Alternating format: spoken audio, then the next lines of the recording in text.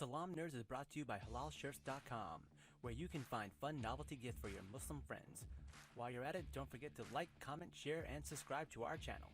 Yo, Salaam Nerds, it's your boy Neves, aka Watch with Neves, and I'm here with my buddy Jazz, aka Jazzistan. What's up, Jazz?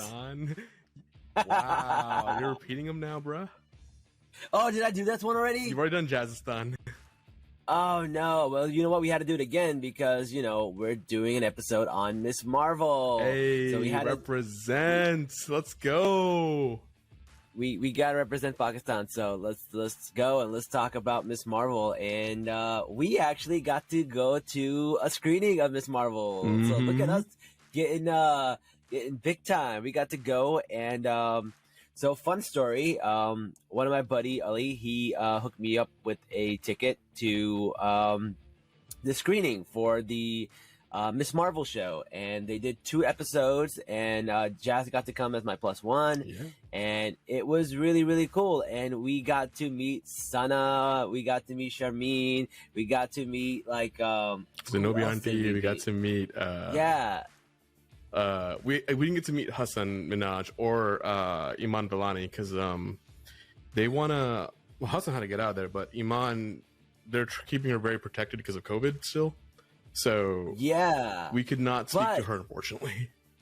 So this is what happened. So my friend Ali got me this. He's like, he knows I've been doing a lot of stuff on TikTok, and he goes, "Hey man, I think you deserve to be here," which was really, really nice of him. And then when I went to this event, my friend Aisha was there and my friend Sarah was there, and they were going to do an event for Brown Girl Daily, which is another Brown Girl Magazine or Brown Girl Magazine. Okay, got it. So yeah, they were going to do interviews and stuff for Brown Girl Magazine, and they said that why don't you come with us as like our plus one? So they brought me along, and I actually got to interview Iman. I got to interview Charmine. I got to interview Sana. It was really, really cool. Wait. When do these come out? Or are they going to come out via Brown Girl, or are they going to come out via us now? Yeah, so Brown Girl's going to write the articles. I asked the questions. They're going to write the articles. I have the videos on some of them too, but the videos are just like for reference, but to make sure that we got the quotes right and stuff like that. Hey, wait. So, who owns the footage, man? Because if you own the footage... I do own the footage, and I might find out, but the quality is not great. It's kind of just like, we want to make sure we got the quote right, so we don't really care about the sound. But I might just post it anyways because it's kind of cool. It's really cool, dude. I think you should. We made it, man. That was really cool. Also, honestly, I do want to mention Pillars Fund. That's the group Ali works with, and Pillars Fund, they're similar to MPAC's Hollywood Bureau, and then there's one other. But essentially what they do, these 3 orgs, is that they're the ones who will work with directors, work with movies, work with TV shows to make sure that Muslims are represented in a responsible fashion. And so this is what their whole job is. They literally just raise money to make us look good. And I do want to give them a shout out for that because, growing up, we've only seen... And I hate saying this, but guys like Neebs and I, right? We would look like terrorists, and that's what they would just cast us as. That's our only available role in Hollywood, right? But what they've done is that, for example, the scene in Grey's Anatomy, right? Where that girl took off her hijab to stop a woman from bleeding, right? Like that kind of representation. Miss Marvel is another, obviously, a big example of representing Muslims in a positive light. And so that's what these 3 organizations do. I'm a big fan of Pillars Fund. I actually looked into their taxes, and I'm actually quite impressed at their financial health. No comment on the others. I don't want to shit talk them, but just no comment on that. No, that's cool, man. But they got me the hookup. Brown Girl got me the hookup, and it was really, really cool. I kind of feel like I peaked, man. I might just retire. I think we could just turn the podcast off. And we have to do the premiere next year, all right? We are doing the movie premiere because... The Miss Marvels, the Marvels. Are we allowed to tell them the full story about what happened with our premiere this year or no? Yes, so we could tell them. So basically, what happened was I was trying to put together a big premiere for Miss Marvel. I told them like they've done a bunch of premieres, but like I didn't want to do what they did, right? Like we went to the event for the Pillars Fund, and it was great. But it was a bunch of like I don't know, like not influencers, but like important brown people or influential brown people, right? Yeah, there weren't really Marvel fans, to be honest. You're right. And let me circle back to that later, but do remind me to circle back to this. The reaction in the crowd wasn't as, the way I expect when I go to Comic-Con and I see people react to stuff, right? So what I wanted to do was I wanted to make an event in a park for free for children, for people and their families and their parents, where they can bring them and they can watch Miss Marvel, in a park. Disney would not let me do that. They were like, no, we can't do it in a public space. You can only do private screenings, and these screenings you could have only certain people there. It's got to be monitored. There's like security guards. So we couldn't do that. They were like, no. But they're like, you know what? We do this for movies. So we can't do it for TV shows. We can do it for movies. And The Marvels is a movie that's coming out. It's going to start Iman, and it's going to be about Kamala Khan. So maybe for that, we're going to be able to put this together. So hopefully, fingers crossed. Inshallah, yes. But really, that's what it was. It was a TV show, not a movie. And because of some legal issue within Disney, we weren't allowed to do it. So I think a lot of it had to do with that Disney Plus is not available in different countries.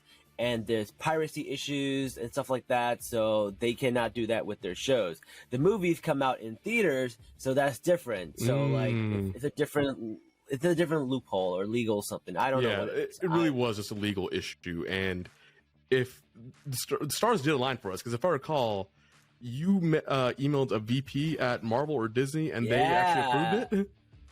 Yeah. So no, I got like all the approvals from like promotions and stuff like that, and then when it got to legal it didn't, but like they forwarded my email to so many different people. It was so crazy, and it went all the way up to the top. It went to like a VP, and she gave me a call randomly, and I picked up, and I was just like, hi. She's like, hi, my name is so and so, and I'm a VP at Disney, and I got your email through this crazy chain of events and crazy forwarding scheme that happened. Apparently I was the talk of the town, because like they're like, who is this guy whose email keeps bouncing around to every other department? It's so funny. But she was super nice. She's also Pakistani, actually, so she was really cool.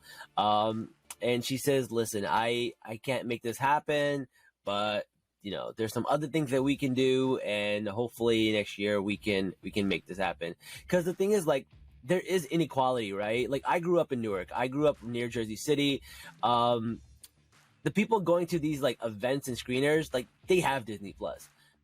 People in Jersey City don't. I grew up in Newark. I didn't have cable. I didn't have Disney Channel. I didn't have pay-per-view events and stuff like that. Like, my parents wouldn't pay for that kind of stuff. We had to buy food. You had PBS, and we watched Sagwa. We watched Zaboomafoo. We watched the OG shows on PBS growing up. So I wanted to make something for them so they could at least see the first 2 episodes and see themselves and see some representation. I really wanted it super bad. So that's my only goal left, because like, I got to interview people. I got to do all this cool stuff. I got the red carpet. I did all that stuff. But I didn't get to be there for the kids. And that's my only regret. So hopefully next year I can do that. And then I peaked. Then I'll retire. Bruh, you were stuck with me forever. All right? Just accept it now.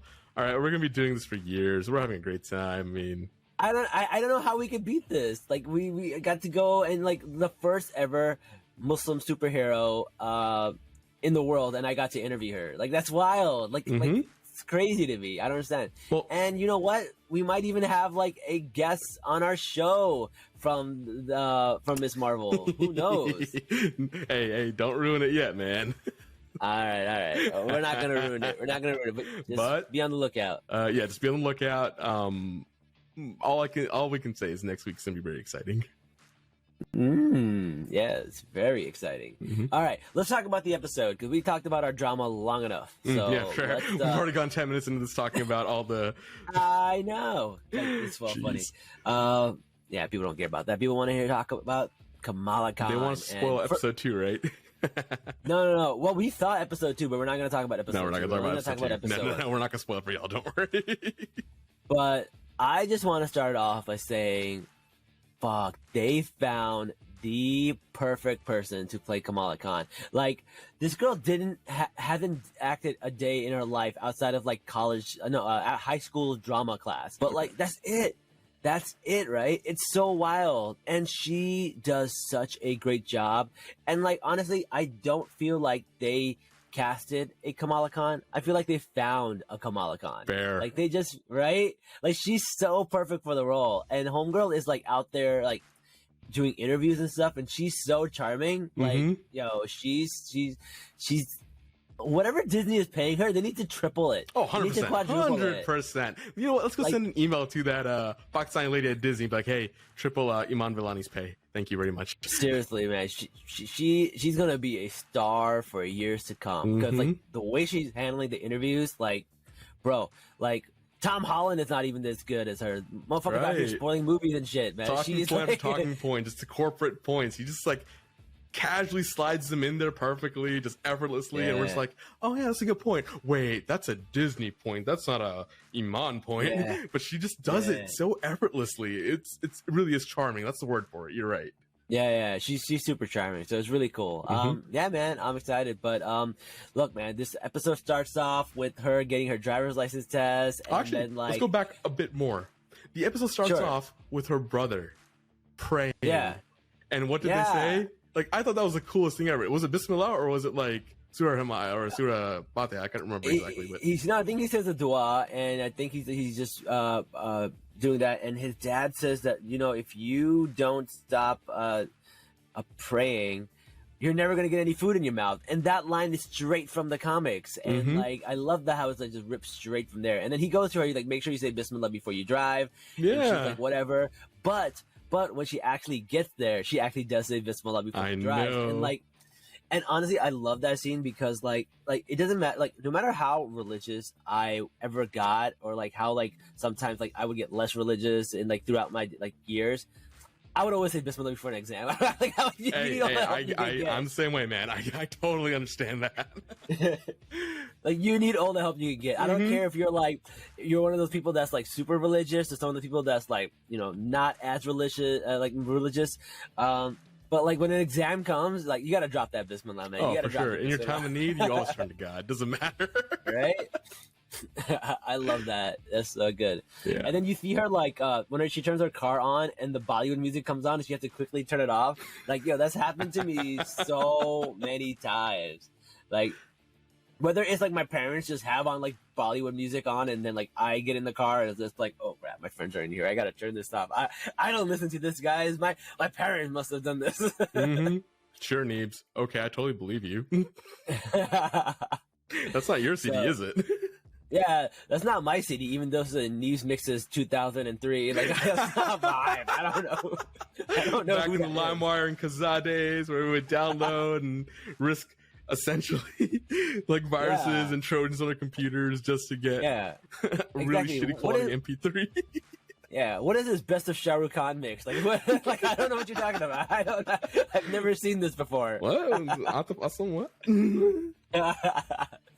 No, man, it was a cool episode, and I love the fact that like they showed their mom cursing the driver's instructor, because like, yo, Daisy parents are like that. Like, they'll talk shit about you to your face, but then like when somebody comes at you, they got your back. Oh, 100%. They got your back. Right? 100%. Even though Kamala's in the wrong, her mom was like an attack dog. She was like, you know, I'm on this dude. And it's so funny because like to Kamala's face, she's like, no, I don't trust you. I don't believe in you. She talks so much shit to Kamala to her face. But like, that's why people say like Daisy parents, they're the realists. They'll talk shit about you to your face, but behind your back, they're your biggest hype man. They always hype you up. They are your biggest ally. That's completely true. Yeah. I love that they showed that, and then she curses them out in like Urdu. Man, which is funny. Speaking of her mom, Muniba. Yeah.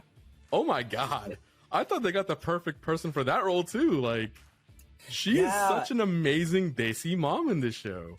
She is really, really good. And a lot of people had like issues with it because she isn't Pakistani, but I feel like that issue is a valid concern. But at some point you gotta know that, like, honestly, and it's a tough conversation to have, but like maybe there aren't that many Pakistanis as we think there are, because it's not really a career that we're encouraged to go into. So, you know, sometimes you just got to get the best actor for the role.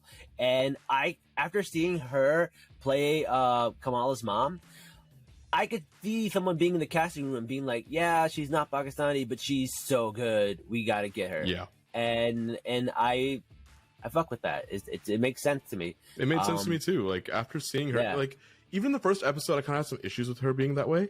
But in the second episode, she came through and I was like, oh, this is why they did it. Now, I'm not going to spoil too much about the second episode, but for those of you who are concerned about episode 1 with whatever concerns you have, episode 2, and I'm guessing probably episode 3, will erase all of that. It's very different from the comics, because Kamal's mom is pretty supportive in the comics, but she isn't a big character. In this, there is a lot going with her mom. There's a lot of stuff that her mom knows about Kamal's powers or something that she isn't talking about, right? Because she makes these eye movements and these death stares and stuff like that, and it's really telling that she knows more than she lets on. So we'll see. I'm excited to see what she's going to do. And full disclosure here, I'm a little biased here. The actress who plays Muniba, Zenobia, is it? I can't pronounce her last name. Is it Sharaf? Sharaf, yeah. Sharaf. She posted me on her Instagram, and I just lost my shit in the Uber there. I was legitimately crying. And what was her comment? She made a comment. Yeah, she was like, "It was lovely to meet you at MU Ijaz. Please keep up the Brown podcast." And I'm like, "That's us. We're the Brown podcast. We made it." And she sent this to all of her followers on Instagram. This is on her story. I have a screenshot. We can actually probably post it up in a bit, but dope. Yeah, love it. We really are famous adjacent now, as Neves likes to say. Goal. I would say that. I was like, I never want to be famous, but I don't mind being famous adjacent. It's just if famous people know you, that's dope. I like that. I like famous people knowing me is really cool. I don't need to be known by millions of people, but if somebody who's a celebrity kind of knows who I am, I'm like, that's kind of cool. That's cool. Jai Wolf knows you. That's really cool. I know. That's so dope. Karpa Sudik knows you. That's really cool. Yeah. It's so funny, man. Juhi Fahim knows you. That's really, really cool. Listen, the Brown world is smaller than people think. It's not that hard to be famous adjacent in the Brown world. But I hope we can get her on the podcast. I would love to just talk to her about her experience in Hollywood and Bollywood and everything she's done, because I think she may have been one of the first, right? You know what's really cool? So I went to this red carpet interview and everybody was like, "You're so good at this. You're so good at stuff like this." And I was like, I guess because I do the podcast and I'm good at transitions and stuff like that. So I'm pretty good at going. Your famous transitions. I know. I'm pretty good at going from question to question, and they were all shocked. And I really think it's the fact that I was just a big fan of Marvel, because these girls didn't really know as much about Marvel, so they're our questions are very rigid and what do you think about diversity? What do you think about that? And I'm my question is what's it like being America's mom? And can we adopt you as our mom? And I was just having conversations with her, and she was just being so nice. And she was like, I've been a mother to 14 South Asian kids, because she's played a mother so many times. And it's really funny. And I was like, do you want to be a mother to any other Marvel superhero? She goes, no, I am the mother to one superhero, and that's the only one that matters, and it's Kamala Khan. And that's so cute. Yeah, it's so funny. She was so nice. She was such a good. We were it was just a conversation that we were having. It wasn't just questions. And Iman, oh my god, that girl is just she is also somebody who's just very charismatic. And when she talks to you, it's not oh, she has to talk to you. She's like, yeah, I'm happy to answer whatever questions you have for me, right? I Any was like, stupid question works. oh yeah, she has great answers. Like a kid should not have that great answers, man. Mashallah, that kid is like special. Brilliant, like, yeah. She knows her stuff, man. It's cool. Let's talk about the episode. What else happened? We see her have, really feel uncomfortable in her skin, and we see her have an interaction with like all the kids in school, and she meets Zoe. Zoe is the bane of her existence, and I feel the like bane they of all of toned. our existences. We've all had a Zoe in our life. Yeah, but I feel like Zoe was tamed down. She's a lot worse in the comics. Like I think, you're right. She seems almost friendly in this, right? And she's not. You're right. Like I feel like they toned down on the microaggressions, which I don't really love. Because like Zoe goes to Kamala and says like, yeah, they do like honor killings back home in your town, right? And stuff like that. Like she'll say like really fucked up stuff. And like it makes you like really hate her. But like this Zoe wasn't that bad. I think they toned her down a little bit. I think like the microaggressions against Kamala in general were toned down quite a bit. Oh, 100% agreed. The racism she faces, it was toned down, and it also didn't have that whole she's changed into Miss Marvel, that white woman, all that stuff. They didn't get to do any of that. But I still think they did a good job, man. I still think it was really, really good. And what I think Zoe does say something to her. I think she like not bad mouth, but she's like she mentioned that her necklace is in Arabic, and she's like, oh, whatever, and just kind of like dips, right? Yeah. So she there was a microaggression there. Yeah, like a little bit of a microaggression, right? But it wasn't like super crazy like the one in like the one we saw in the comics. So they toned her down a little bit. And I was actually worried about Nakia for Yasmin Fletcher's character, yeah. Yeah, because a lot of people had issues with her character because the trailers were very like misleading. They make it look like she's barely in it at all, and she's like super she's doing things that are out of character for her. And when I watched the first episode, I felt that way too. Mm-hmm. But then when I watched the second episode, everything changed, and I was like, "No, that's still our girl. That's still Nakia from the comics." And that's why I keep telling everybody. They're like, "Have you been on Twitter lately?" Little bit. Because I know you've been in Turkey, so I don't know if you had time to get on Twitter. But like a lot of Muslim Twitter is like flaming the show because it's not how they grew up or how they were in their bubbles. Yeah. And people were also flaming Nakia because they only saw episode 1, right? Yeah. But what I do want to very explicitly say is that episode 2 does fix it. Oh. This whole show has been toned down a bit. Actually, quite a bit, but it works. It's a Disney show. They can't always show everything, keep a certain rating. And you also have to notice that it is only a 6-episode show, and if something requires nuance, it's better not to do it at all than to half-ass it. Right. In my opinion, 100%. Right? They don't have time to do that right now. Exactly. We need to get a season 2 going first.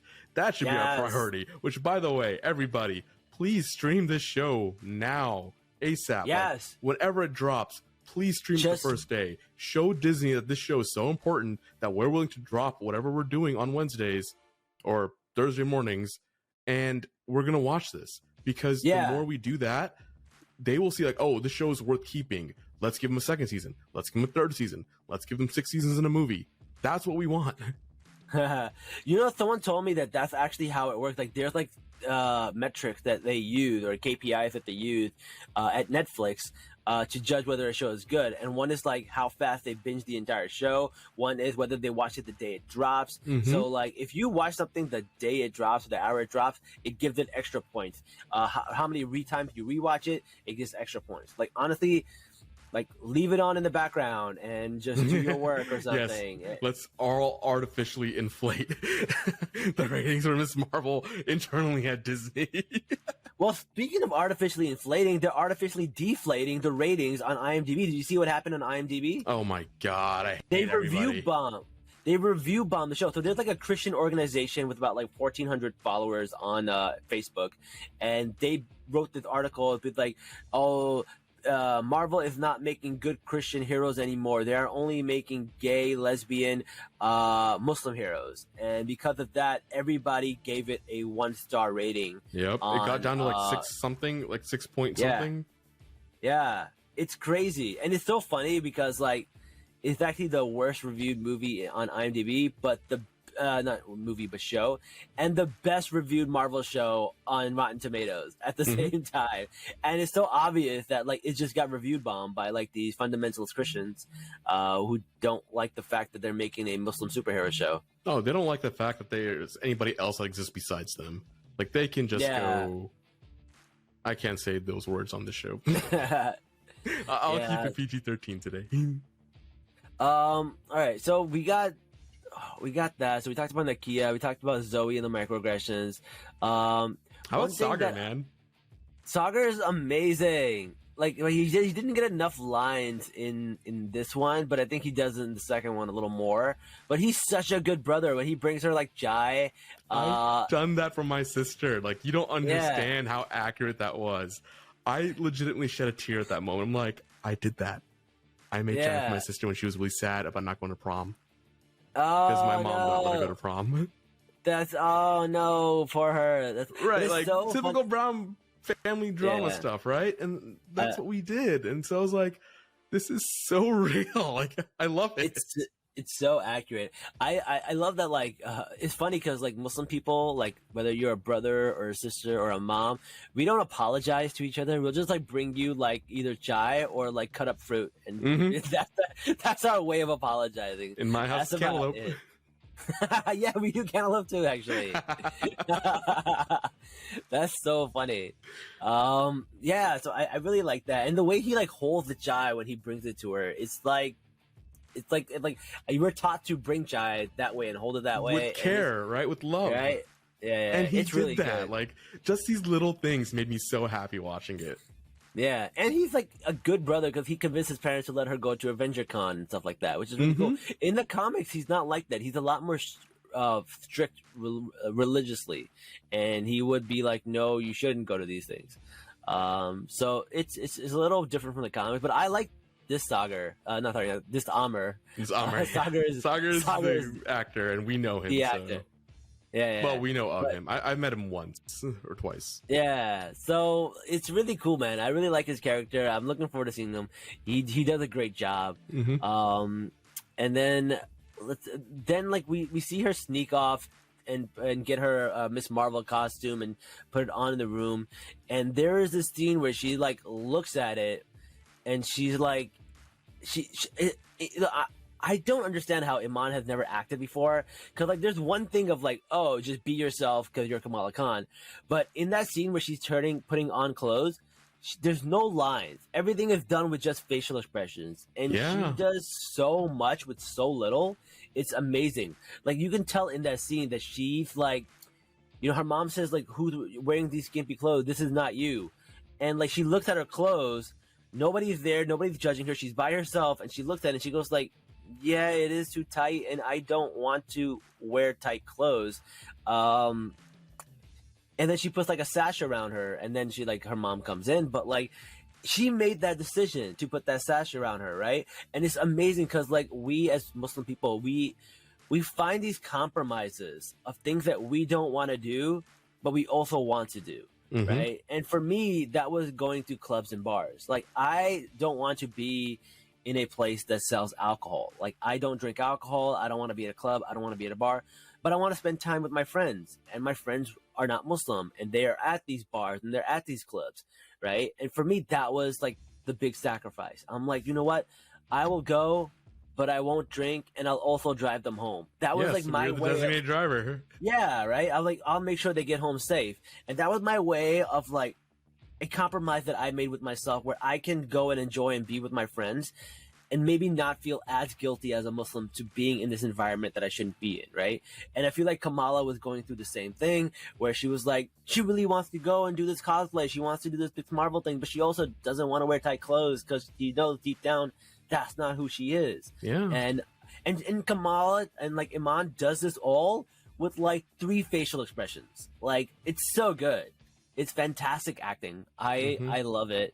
But that was an important part for me. And then she goes, and like her parents are like, you know, her parents are so awesome because they were like, you know what, we will let you go to Avengers Con. But then they're like, but also your dad has to come with you, and he's going to be dressed as the giant Green Hulk.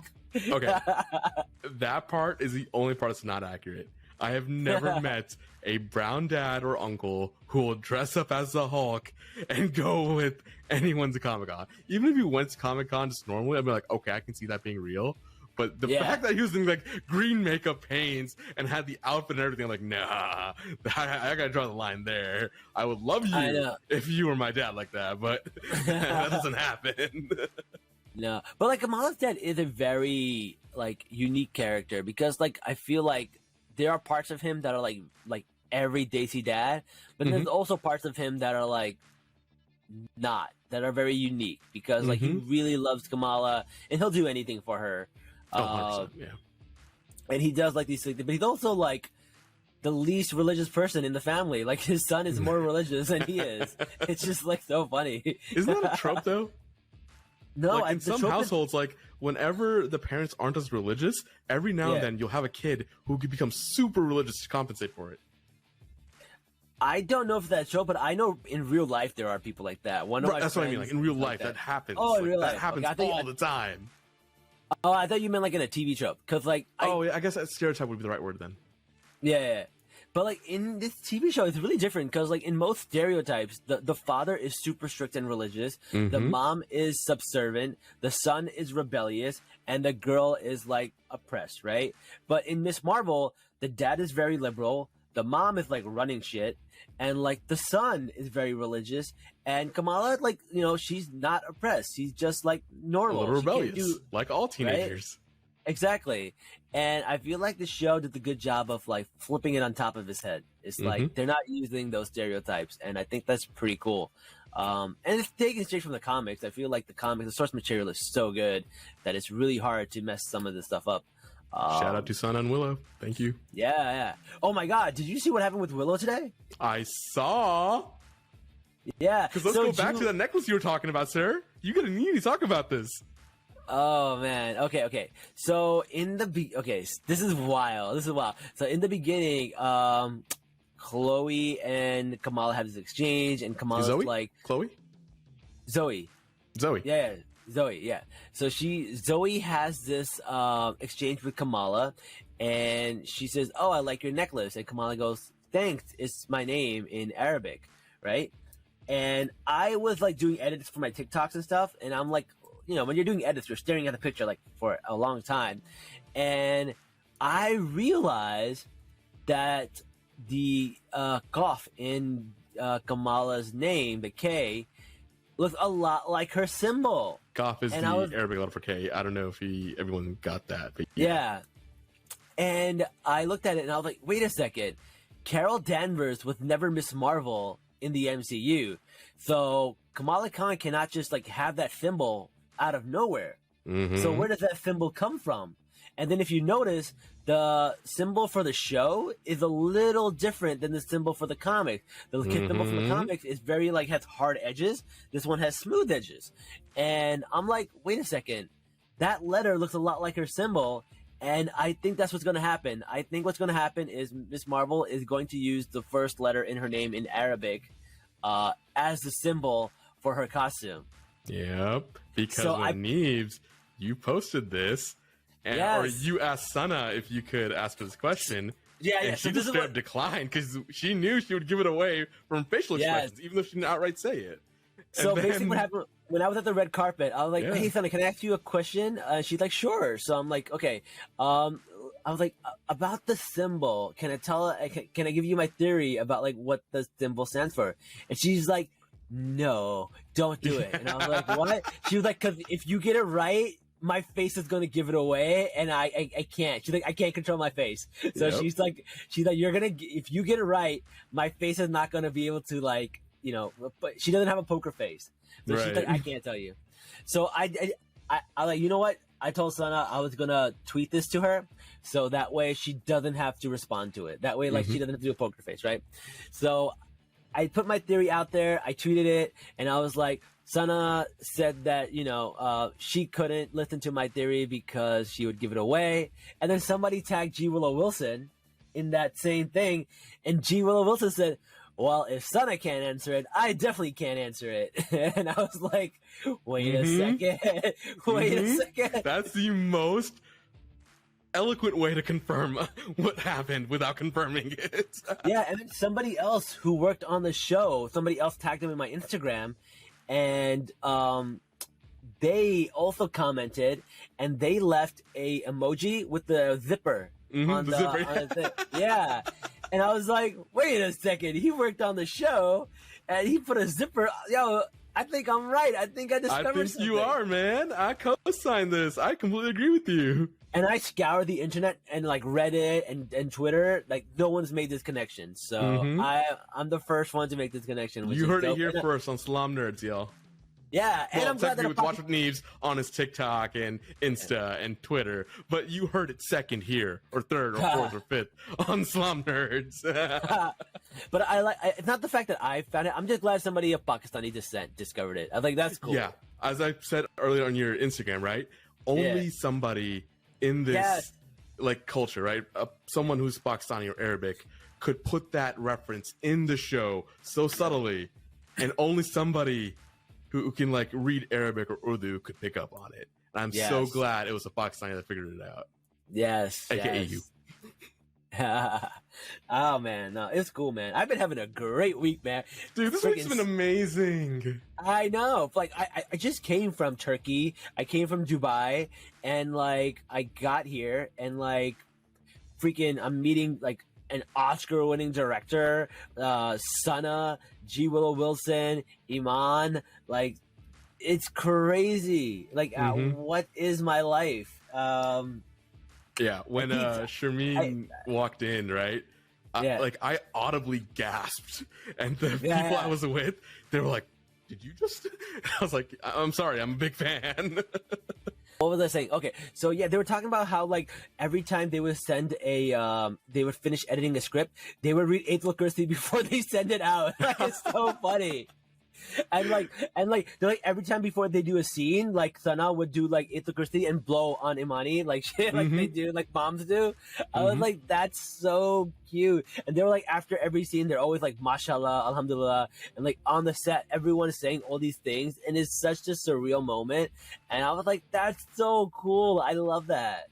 Yeah, I didn't realize how much I needed this, man. Like, I genuinely cried in theaters. Like, honestly, a lot of girls have been on TikTok and talking about how they can relate, and it's really interesting, man. This show feels like therapy for a lot of people right now, and, like, our childhood is healing. Like, I know the show is for kids, but, like, all of us in our 30s and, like, late 20s are like we didn't get this representation when we were kids, but, like, we still held on to some of that drama, and, like, I feel like with this show, we got to let some of that go, and it's really a sweet moment.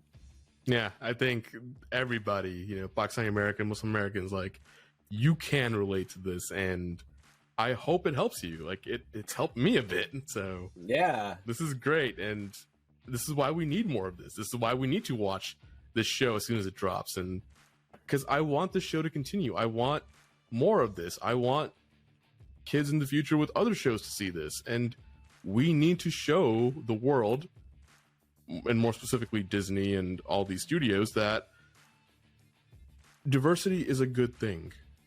And if you can tap into people's narratives and their experiences, not only can you make a lot of money, but people will love you for it. Yeah, no, it's very cool. I don't know, man. I don't have words for this. It's really hard to put into words the kind of uplifting healing I felt that day. Well, here's the thing, right? Like, so I feel like for years, we've been begging for crumbs of representation, and we've been asking it of people who do not look like us, who do not care about us, who just want our dollars. This show is by us. It's by Muslims. It's by South Asians. It's by Middle Easterns. And there is a certain sense of authenticity that comes with it.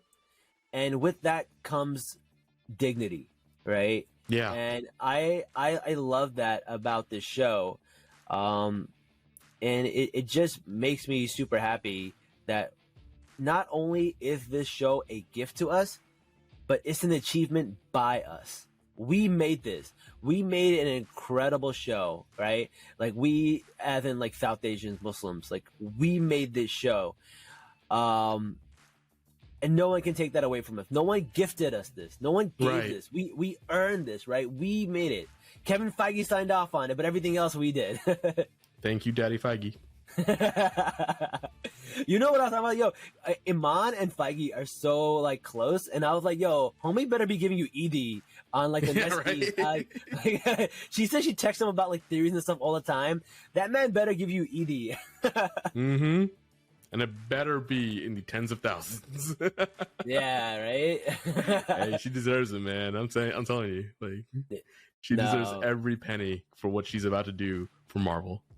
Yeah, man, it's really, really cool. Like honestly, she should be the new face of Marvel, right? Like that's what people are saying. Like for comic books, like Miles Morales and Kamala Khan are the face of comics, Marvel Comics, and honestly, we might see that for MCU also. Man, Neebs, I think we're approaching the mark because we're hitting 45 minutes now. Okay, all right. Anyway, that's it for today's episode. Thank you, everybody, for joining us. Come back next week where we'll talk about Miss Marvel with a special guest, hopefully. We'll let you know who Inshallah, it is he'll be here. Oh, after we record the episode. Inshallah, did you say? Inshallah, they will be here. Yeah, we gotta use gender neutral pronouns because we can't get anything away. Anyways, that's it for our episode. Thank you everybody for joining us, and till then, it's Salaam, nerds.